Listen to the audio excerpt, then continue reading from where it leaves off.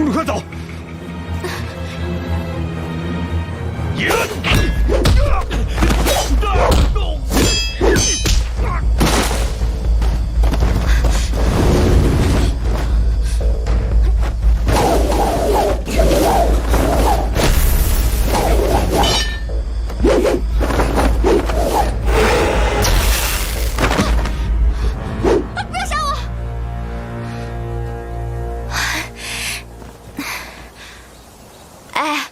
我们商量一下，那些人让你抓我，他们给你多少钱啊？我给你10倍的价钱，只要你把我送回锦绣哥哥那儿，我保证你要什么金银财宝，他都会给你的。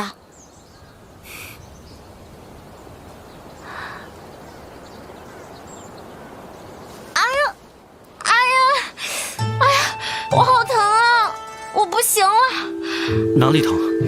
肩膀啊，我肩膀都要断了，你看不到吗？哎呀，我肩膀真的要断了！哎呀，你快点！哎呀，好疼啊！哎呀，轻点儿！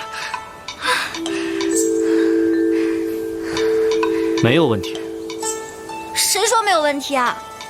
万一伤到了里面怎么办？你总不能带个尸体回去交差吧？你快点解开我衣服看看。你还愣着干嘛？快点啊！哎呀，我不行了，快点！哎。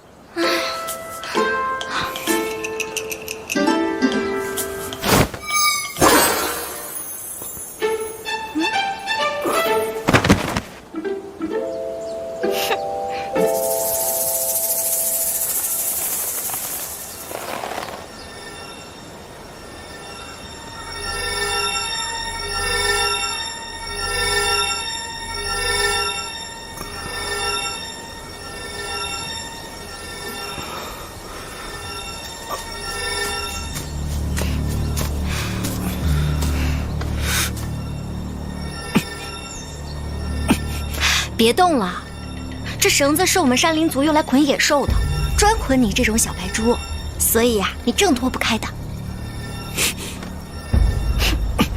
还硬气啊！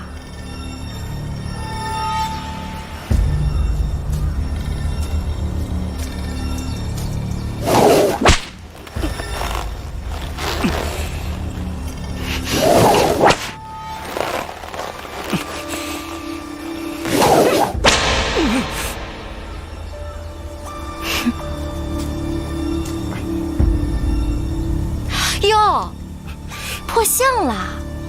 不过没关系，反正你长得丑，我就不同了，我是要嫁给锦绣哥哥的。除了锦绣哥哥，谁都别想看我。你看了我的身子，所以我要把你的眼珠子给挖出来。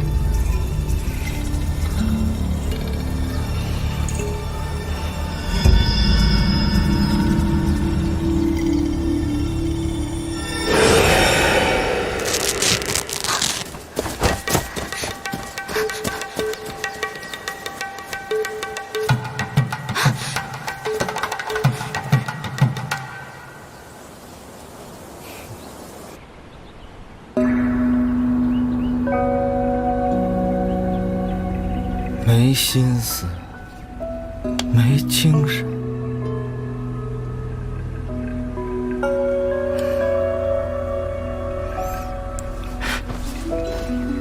你没有，我有啊。今日感觉可好？好多了，拿回去1日3。青阳姑娘还忙着呢，大娘好点了吧？怎么样？好点了吧？你们先坐一会儿。大娘，你怎么来了？青阳姑娘累了吧？先歇会儿，吃点东西吧。谢谢大娘。不敢当，不敢当，多亏姑娘了，我家老头子总算是保住了一条性命啊。那就好，行医救人本就是我的职责所在嘛。哎，这家里日子难，也没什么吃食，望姑娘莫嫌弃啊。已经很好了。丹丹，你先歇息会儿，我一会儿过来吃。哎，坐一下。哎，相公，鲜了没有？下一位。快看呐！大夫，医者父母心，看在我排了一上午队的份上，你快点救救我吧！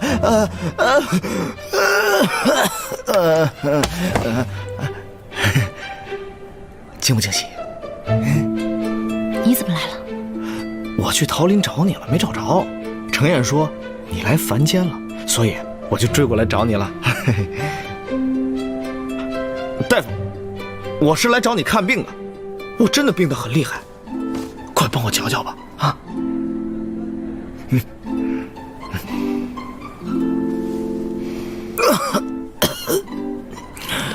哪儿不舒服啊？我心悸、多梦，总说梦话，而且记忆力也不好，练功的时候很容易走火入魔，而且啊，我跟人切磋的时候，险些把人打伤了。他们管我这个叫做相思病。大夫，我还有救吗？干什么？哎，你谁你这个当头子，敢到这儿撒野？你看看这是什么地方？误会了，这真的是误会了，误会我。哎，怎么还动手了你们？哎，这欺负人你们，过分了！她是我娘子，我娘子，我你哎，不是误会，别，大哥，哎呦大娘，你快滚！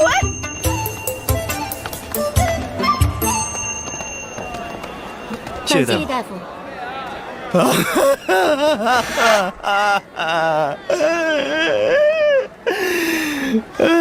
你怎么还没走啊？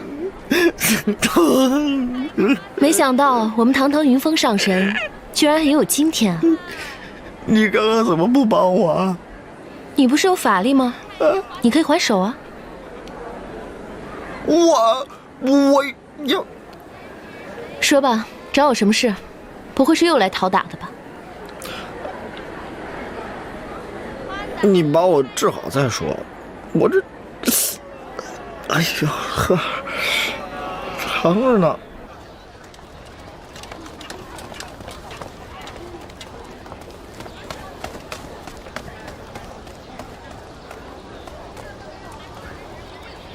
带我来这儿干嘛？见一个人，什么人？一个老朋友。你还真是交友广阔，连凡间都有熟人。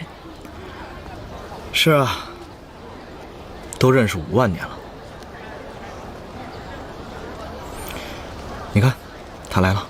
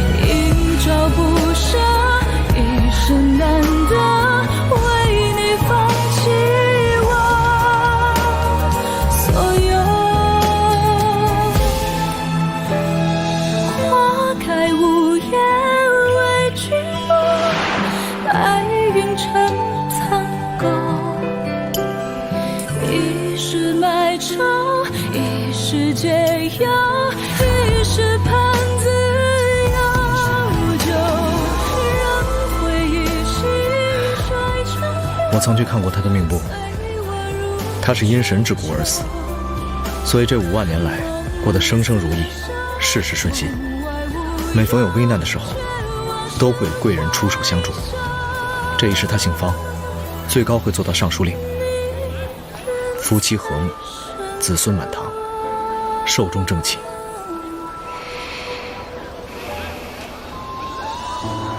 你要不要去打个招呼？不必了。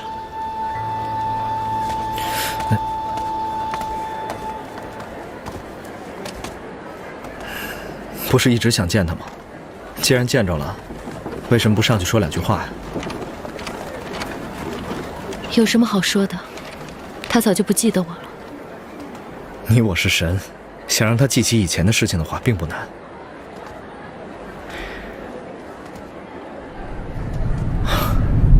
要下雨了，我们躲一躲。下雨了！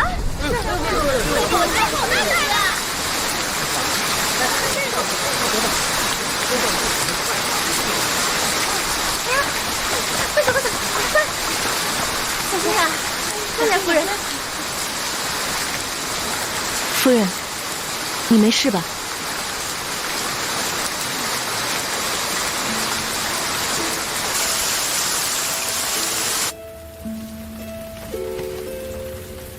姑娘，我腹中的胎儿如何呀？夫人放心，你只是动了胎气，加上身子比较弱，我给你开几副安胎药，再补补身子，服上3副之后，应该就无恙了。多谢姑娘。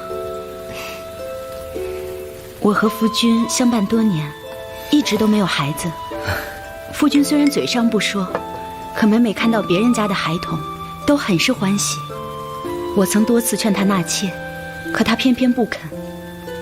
这个孩子对我们真的很重要。初为人父母时的那种喜悦和成就感，是这世间任何事情都无法取代的。日后再有孩子，或许欢喜高兴，但绝比不上第一次时的这种紧张和激动。可都说女人生孩子就跟过了一场鬼门关一样，夫人不怕吗？怕呀，谁又能不怕死呢？姑娘，你一定没有成家，也没有心仪的人吧？此话怎讲？孩子在老人的眼里，代表着血脉的延续和家业的传承，但对两个挚爱的人来说，却是一份独一无二的回忆。在你们未相遇之前，分别都有着独属于彼此，而却无法分享给对方的生活经历。可一旦有了孩子，他就把你们之间紧紧地系在一起。当你们老去，甚至死去的时候，这份留在世上的血脉会一直存在，并且一代代地相续下去，无时无刻地不再证明你们曾经深深地相爱过。夫人，你夫君能娶到你，真是他的幸运。应该说，能嫁给他，是我的幸运才对。夫人，夫人，相公，你现在感觉怎么样？还有没有哪里不舒服？已经没事了，多亏了这位姑娘出手相救。多谢姑娘。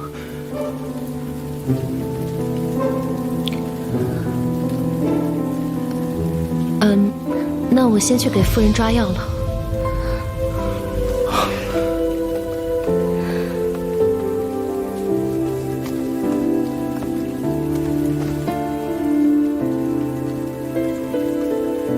夫人，真的没事吗？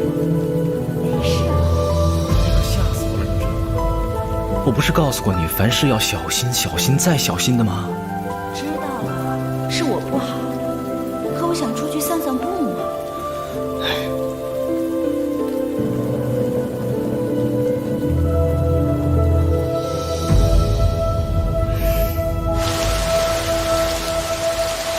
说起来，一切都很寻常，就像这世间大多数寻常的夫妻一样，远没有司命编的那么波折离奇。我下凡历劫，没有了法力，也失去了记忆，只是这世间寻常的一名女子。父母谈不上恩爱，但也相敬如宾。直到15岁那年，我遇见了他。他是我父亲同僚的儿子，刚从老家回来，与我同岁，两家人便定了亲，选了个日子就成亲了。成亲的当天，他掀开我的盖头，愣了半天，说：“呀，原来你长这样。”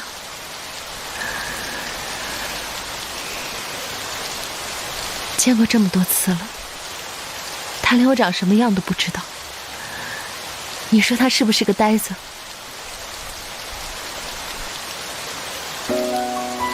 我娘说他是读书读傻了，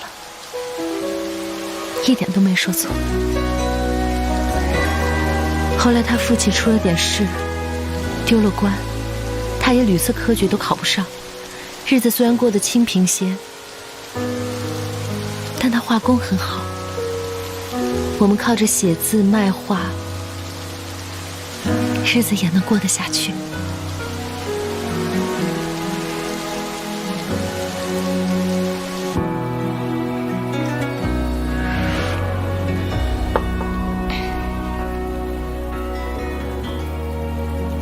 别喝了。他也不让我喝酒，迂腐得很，又爱唠叨，手无缚鸡之力，十足的一个弱书生。除了粥煮的好喝，我就没发现他有什么别的优点了。你说，我喜欢他什么？可能你就喜欢他煮粥好喝吧。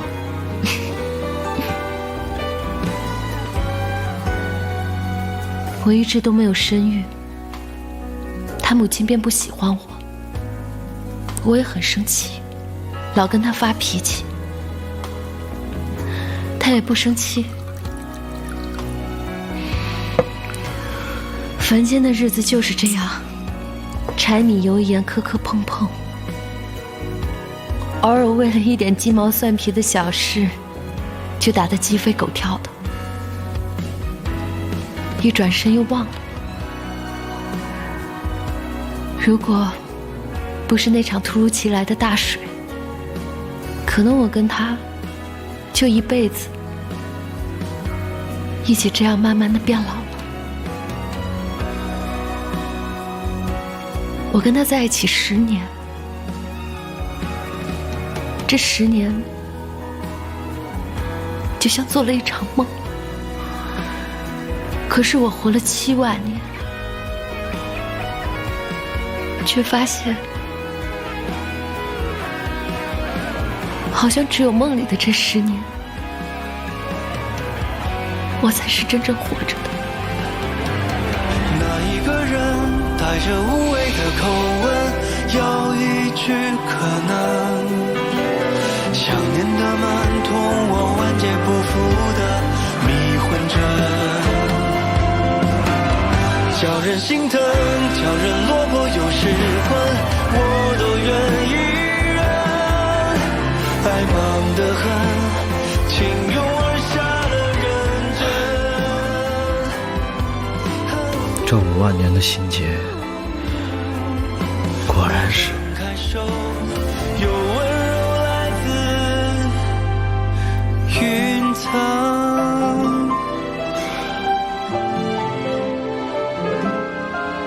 方公子，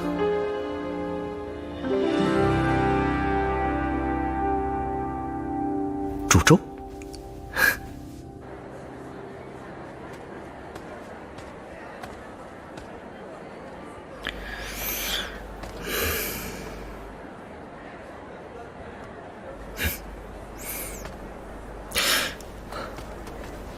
方公子，阁下是？麻烦公子跟我走一趟吧。啊？跟我走？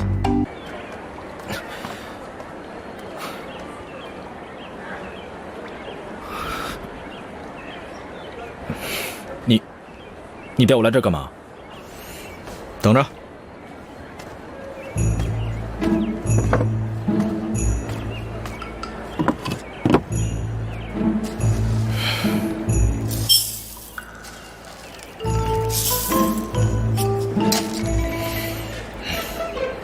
拿着，拿着，我让你拿着。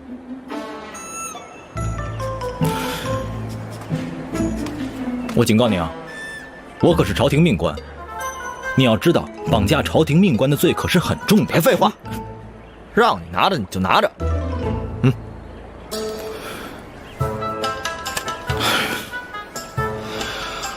开始吧。开始什么？煮粥啊！粥？你特意绑本官来，就是为了帮你煮粥？不然让你干嘛呀？啊？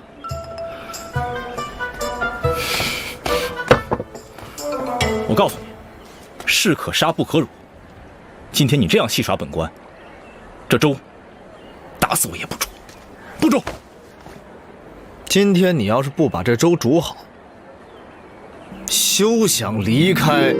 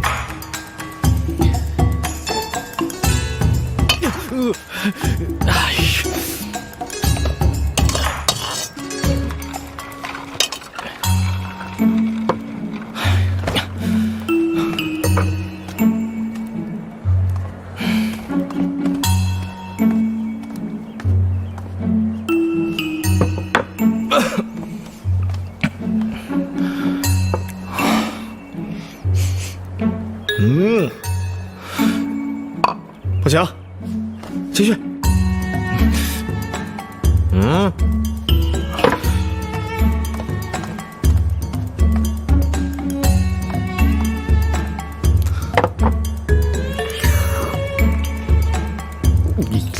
我的。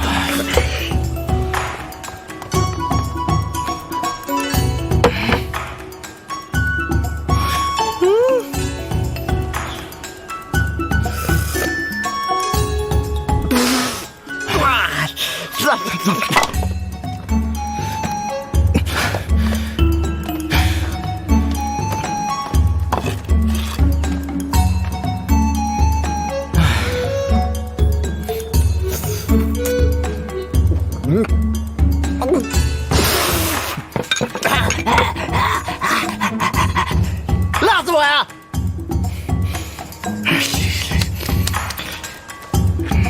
你走吧。啊，你自由了。你走啊！走。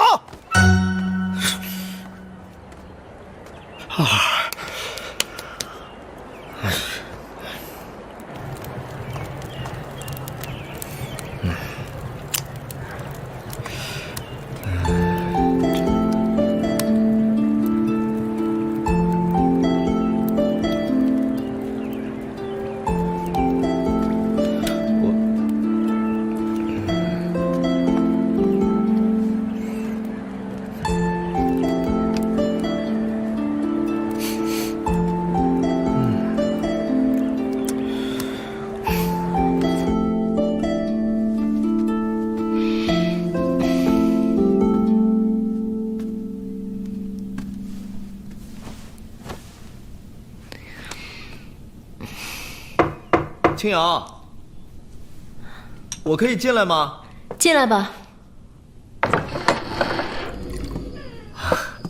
醒了。头还晕吗？好多了。那就好。你这是啊？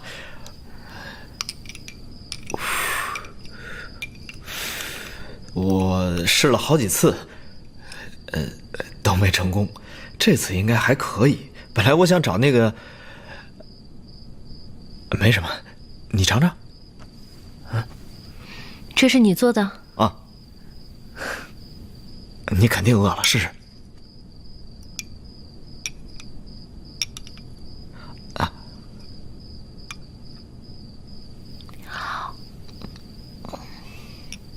怎么样？要是太难吃的话，你就别吃了，你给我吧，我再去做。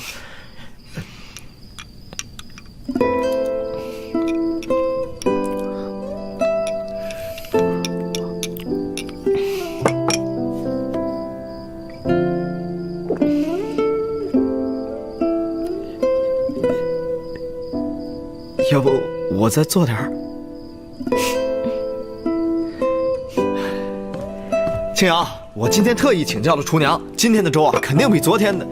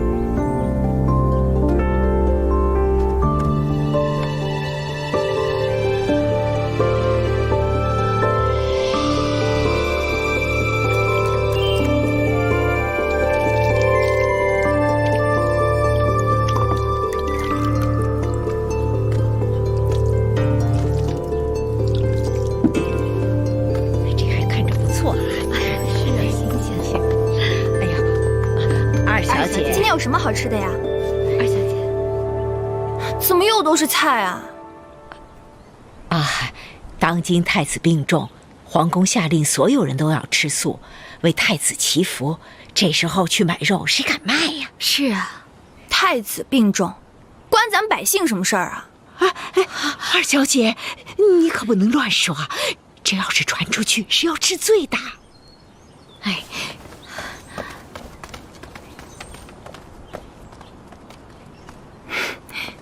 宋伯伯啊，乍儿见过宋伯伯。免礼。你婶娘还惦记着你，总是念叨着你和你姐姐，可有些日子没去找她说话了。是乍儿的错，本应该时常去看望婶娘，只听说宋家哥哥回来了，在家中苦读，就怕叨扰了。不怕叨扰。琛，哦，林兄，你怎么来了？自然是有事来找林大人的啊。阿莫呢？在屋子里呢。啊，八成又在看医书呢。来，里面请。林兄请。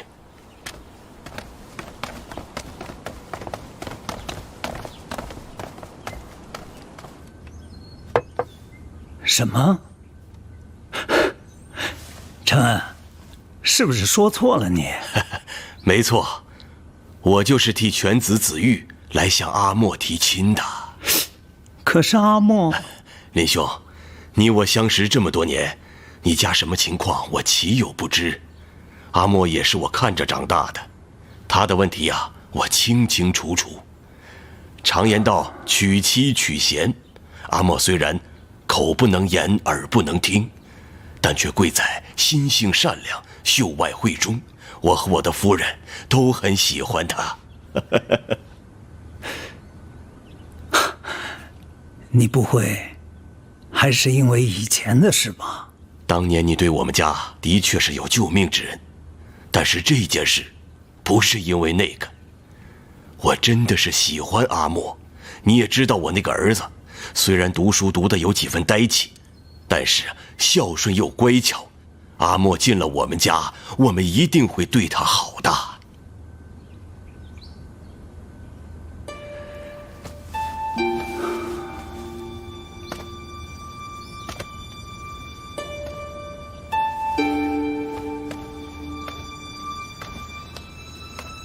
林兄，啊，你是舍不得阿莫，还是觉得犬子子玉配不上阿莫？你何必这么说呢？我虽然疼爱阿莫，却也有自知之明。毕竟这孩子身有残疾，子玉将来是要求功名的，我担心阿莫会耽误他。他求他的功名与阿莫何干？你不要婆婆妈妈的，行不行？你给一句话，哪那么多担心呢？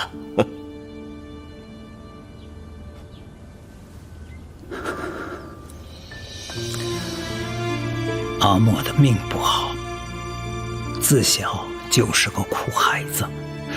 他能嫁进你宋家，对于他来说，这是一个很好的归宿。谢了。林兄，你养出一个好女儿，该是我感谢你才对呀。放心吧，我们宋家绝对不会亏待阿莫。你要是点头了，我这就回去准备了。好，听你的。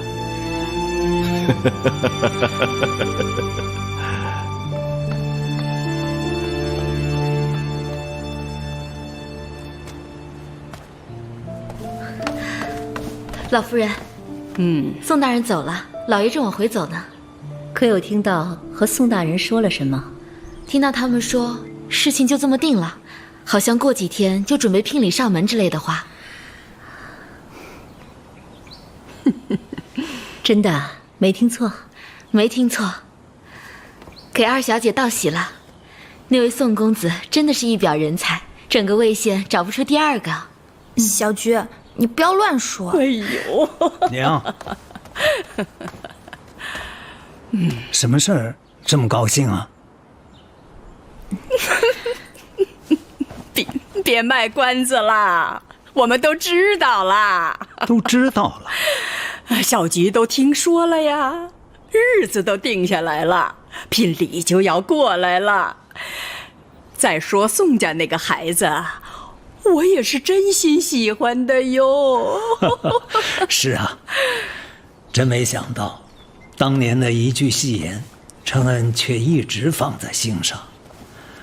他儿子人品相貌、诗书学问都是顶好的，我们又是看着他长大的，知根知底。承恩和他夫人也温和好相处，孩子嫁过去不会受欺负，真是一门好亲事啊。当然是好亲事。他宋承恩的儿子相貌好，人品好啊，可是我们家战儿也不差呀，配得起他，这才叫郎才女貌正合适。战儿啊，娘，不是战儿。这什么？不是战儿？不可能，不是战儿，那还能有谁呀？娘，阿莫，跟我来。宋家要娶的是我们的阿莫。什么？不可能！我明白了，你们搞差了。他又聋又哑，宋家怎么会要他？有你这么说自己姐姐的吗？我不信，宋家怎么可能会看上他？娶妻娶贤，宋家觉得阿莫善良孝顺，有什么不可能的？不可能，我不信。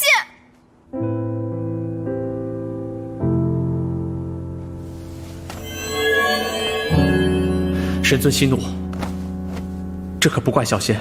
灵犀渡劫所立何事，乃是冥冥之中自有注定，与小仙没有丝毫干系。本尊没有责怪你的意思。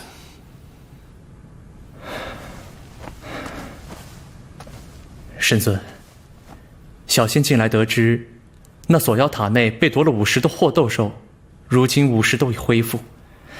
小仙怀疑灵犀失了耳时，很可能是祸斗所为。那祸斗兽曾是远古火神祝融的坐骑，7万年前南荒之战，火神祝融被魔军大军包围，祸斗兽临阵脱逃，还是神尊你亲手给抓回来的。后来被普化仙君夺了50，贬为锁妖塔看守。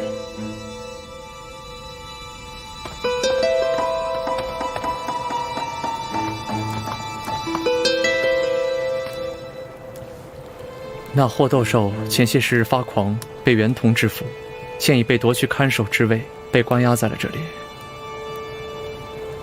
你在此等本尊。是。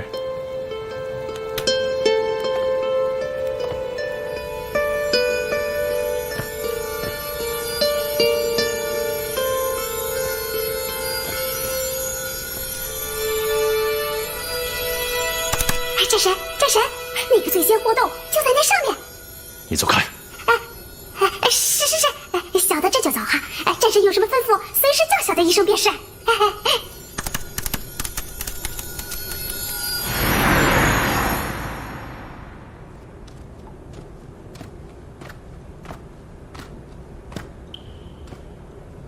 那女人说，祝融要死了，是真的吗？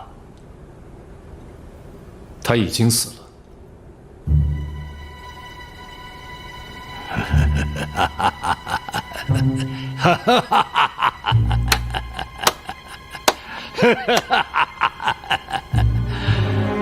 他倒死得干净啊！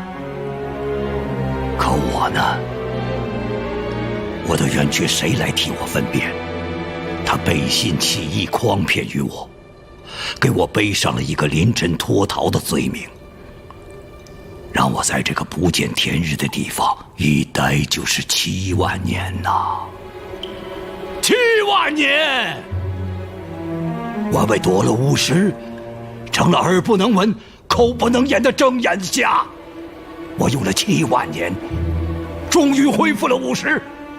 我现在可以看，可以听，也可以说了。我就想站在他的面前，亲口问他一句：他为何要害我？你确定他要害你吗？什么意思？你知道火神为何而死？不是因为功法大成，飞升域外，也不是因为修得大能，作化天地，更不是因为与谁相争，被人所杀。他是被魔君所杀。7万年前，你离开战场后的南荒，他被魔君吴之奇亲手所杀，魂飞魄散，元神俱灭。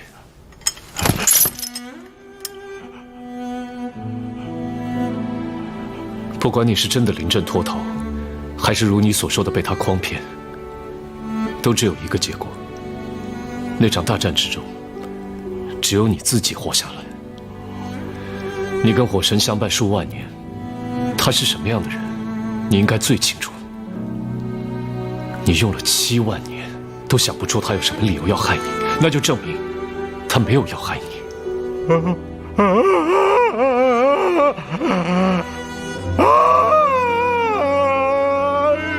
我懂，他是在保护你，他只想让你活下来，你不知吗？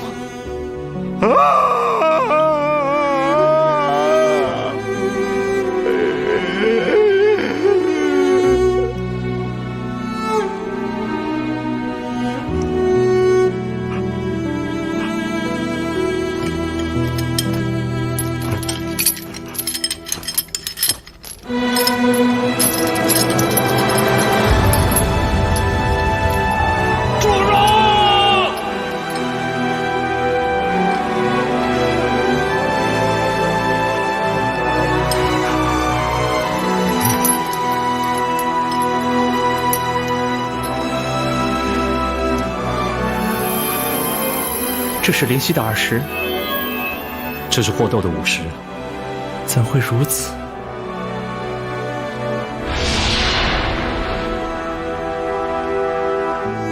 本尊只要取回灵犀的耳石，还可帮你跟天君请愿，放你出塔。多谢战神好意。我本山野林间以灵智未开的兽类，得祝融火神青睐，才踏上修习之路。这些年被心魔所困，险些铸成大错。如今得战神解惑，我心猿意了。主人已死，天地虽广阔，可我却没了牵挂。我愿常驻塔中潜心修习，望战神成全。你确定？确定。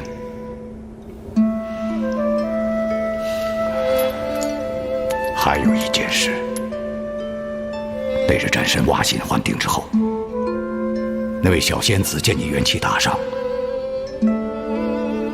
在我的蛊惑之下，用他的耳石换了我的火精，想为你续命。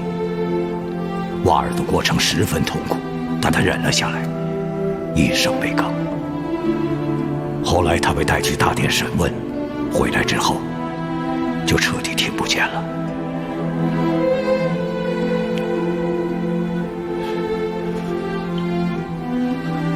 所以他只听到大殿上的话，之后我给他传音，他都听不见。这都是我的罪孽。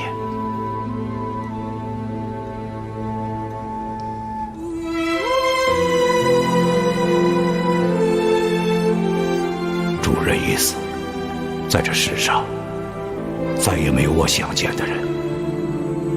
我想听的事，我想说的话了。这无失于我，我愿献出，为我赎罪。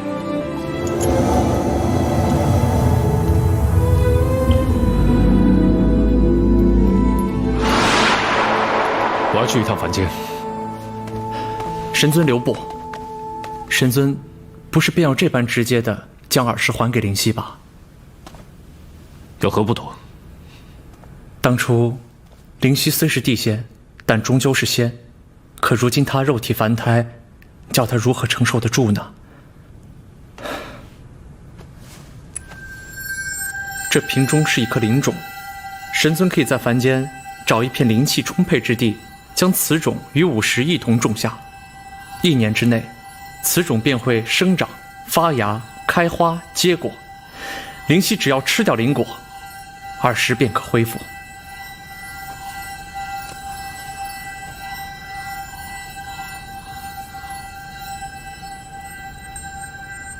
今天这事儿啊，我没跟你商量，就直接答应了你宋伯伯。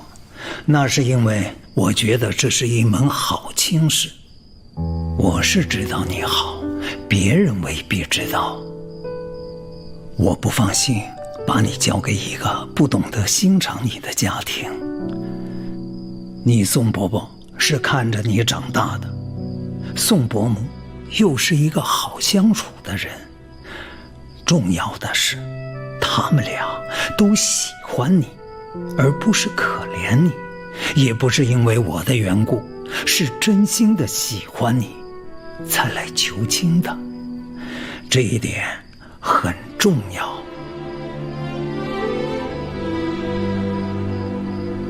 宋子玉这孩子，我是看着长大的，品性也很好。哎，对了，你们两个小的时候是见过面的，他比你大5岁，这些年一直在外面求功名，学问是很好的。哦，我还听说他还会武艺呢。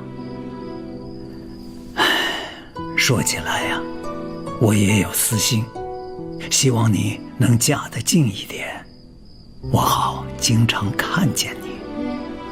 哎，但是如果你不愿意，我是可以向宋家说的。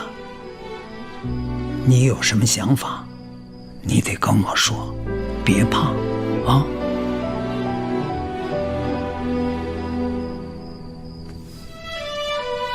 都听爹爹的。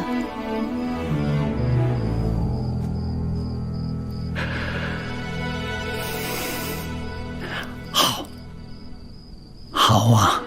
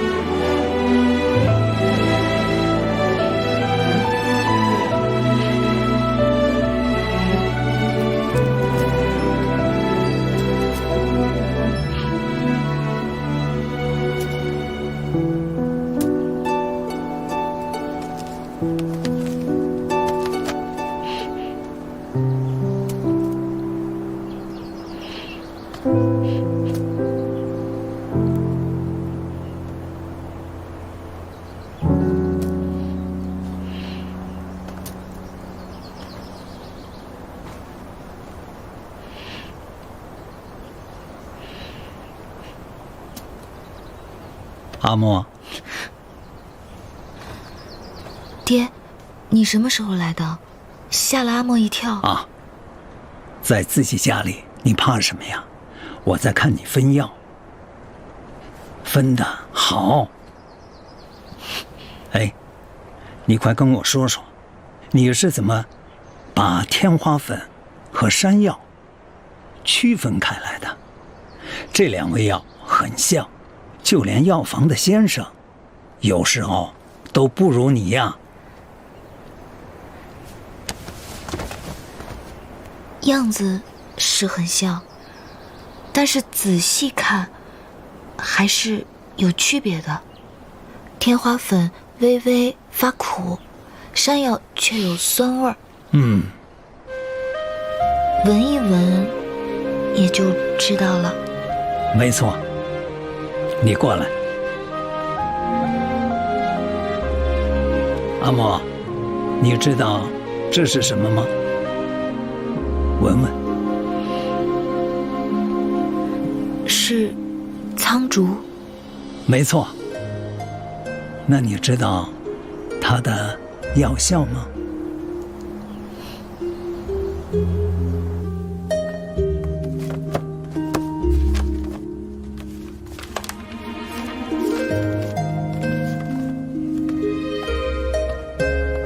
阿莫，苍竹味辛且苦，性温，它具有燥湿健脾、驱风散寒、明目之效。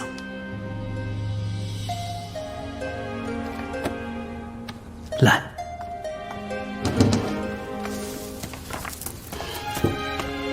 这个叫鱼腥草，是一种很常见的药材，它味辛而性寒凉，归肺经。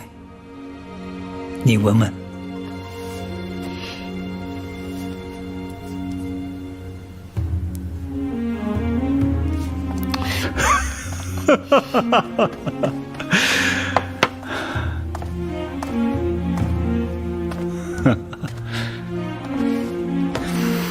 阿莫，你可不能小瞧它，它能清热解毒、消肿疗疮、清热止痢，它的好处颇多呀。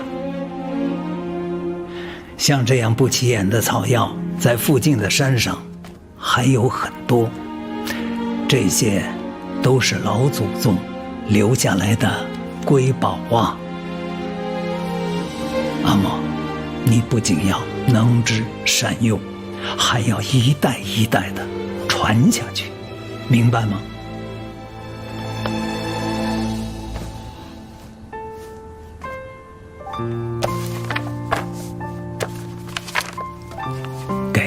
给我吗？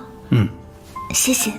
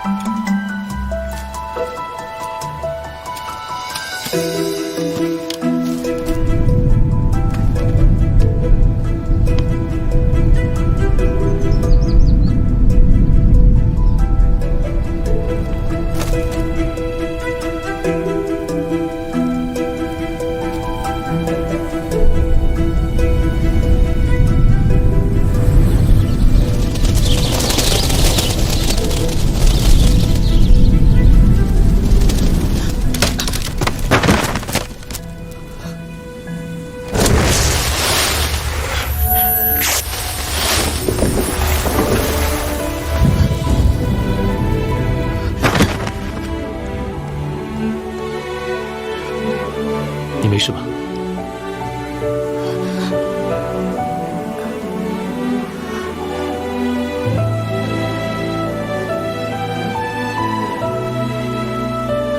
谢谢。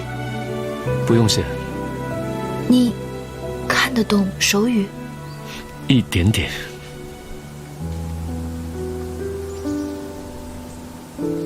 你长大了。你是一直守护我的神仙吗？宋子玉这孩子，我是看着长大的，品性也很好。哎，对了，你们两个小的时候是见过面的，他比你大5岁，这些年一直在外面求功名，学问是很好的。哦，我还听说他还会武艺呢。你是宋公子？我扶你起来。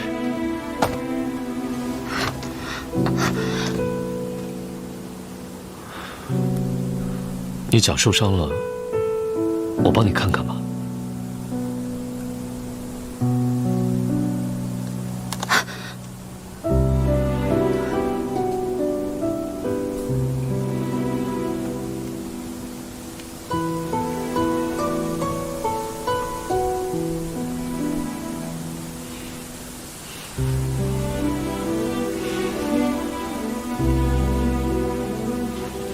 这个伤晚上就会好的。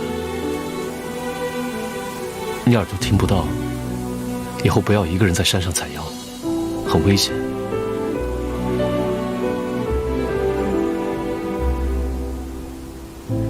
你叫我阿莫。阿莫。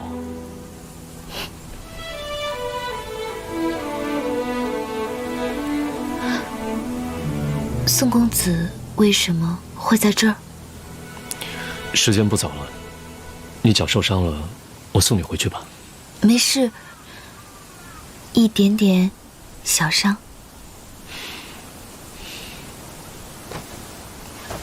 来。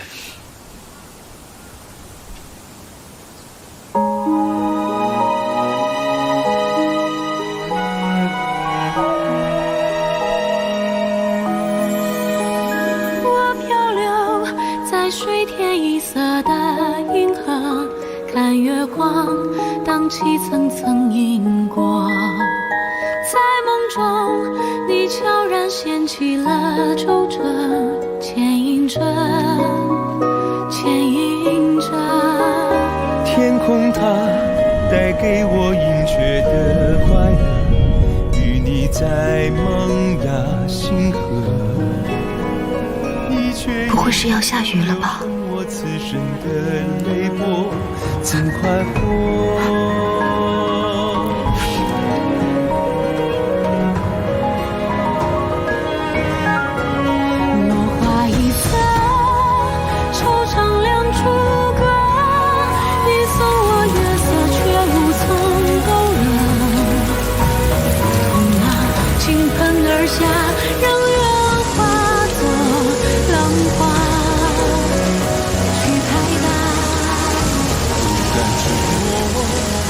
谢谢。飘过于心的水波，为你洗是不是冷？一生的怎么不进去？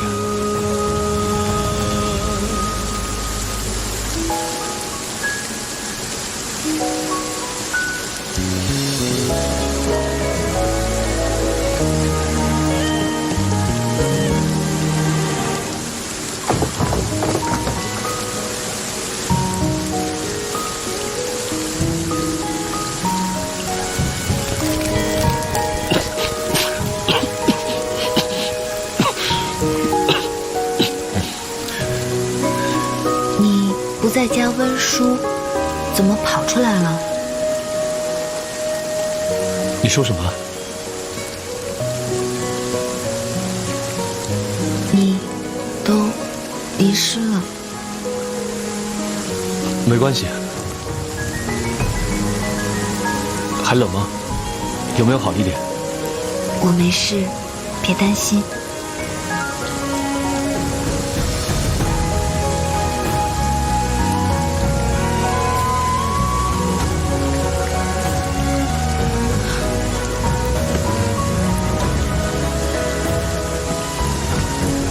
你的手怎么这么凉？是生病了吗？没有。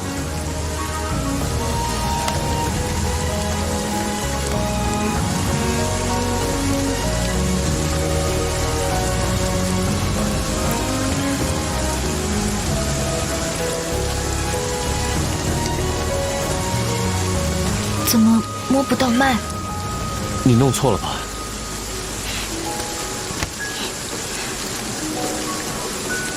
我没事，不用担心。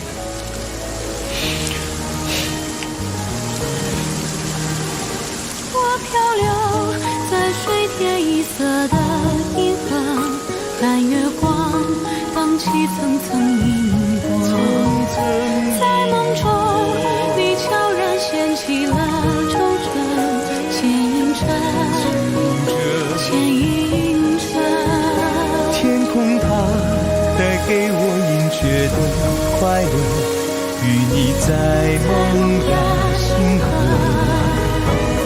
你却已流成我此生的泪波，怎快活？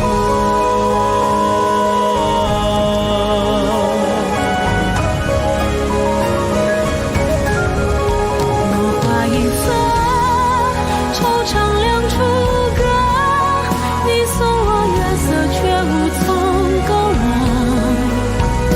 痛马倾盆而下，让愿化作浪花，去拍打，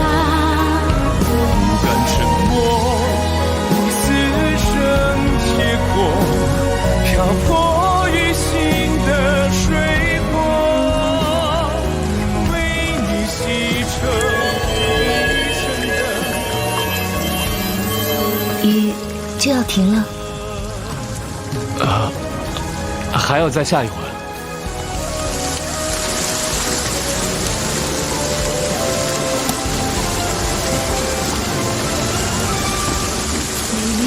走。